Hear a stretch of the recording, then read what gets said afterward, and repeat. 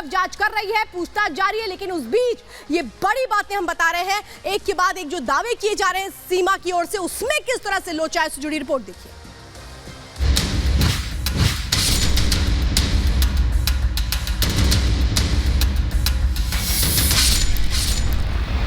पाकिस्तानी हसीना सीमा की पोल खोल रहा है ये सरकारी पर्चा।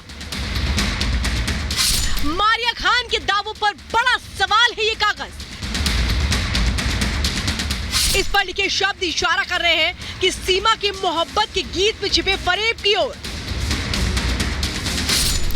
पाकिस्तान से आए इस एक्सक्लूसिव दस्तावेज को पहले ध्यान से देखिए। यह है पाकिस्तान का फैमिली रजिस्ट्रेशन सर्टिफिकेट, यानी परिवार पंजीकरण प्रमाण पत्र। पाकिस्तान की हुकूमत की ओर से जारी किए गए सर्टिफिकेट में कुल 6 लोगों के नाम हैं, लेकिन इन नामों के नीचे लिखा डेटा कई संदेह पैदा करता है।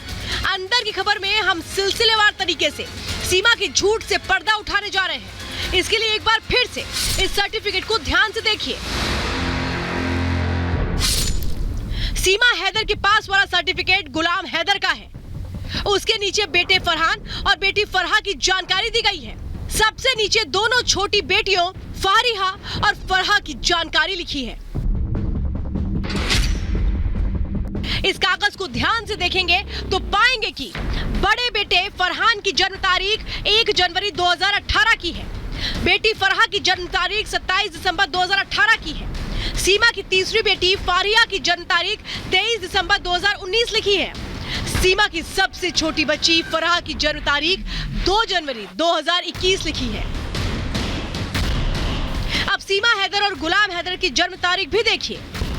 सीमा हैदर की डेट ऑफ बर्थ 1 जनवरी 2002 लिखी गई है, जबकि गुलाम की जन्म तारीख 1 जनवरी लिखी है। जबकि साफ साफ नहीं दिख रहा इस प्रमाण पत्र में खास बात यह है, साल अलग है लेकिन पूरे परिवार का जन्म 23 दिसंबर से 2 जनवरी के बीच हुआ है, यानी 11 दिन के अंतर में सभी के बर्थडे आते हैं। 3 सदस्यों के जन्मदिन तो 1 जनवरी को ही आते हैं। ये संयोग या फिर कागज पर किया गया प्रयोग, ये तो सीमा या फिर पाकिस्तान की सरकार ही जाने। इसके अलावा भी कई दूसरी चीजें सर्टिफिकेट को लेकर सवाल खड़े कर रही हैं। पहले सीमा के इस बयान को सुनिए।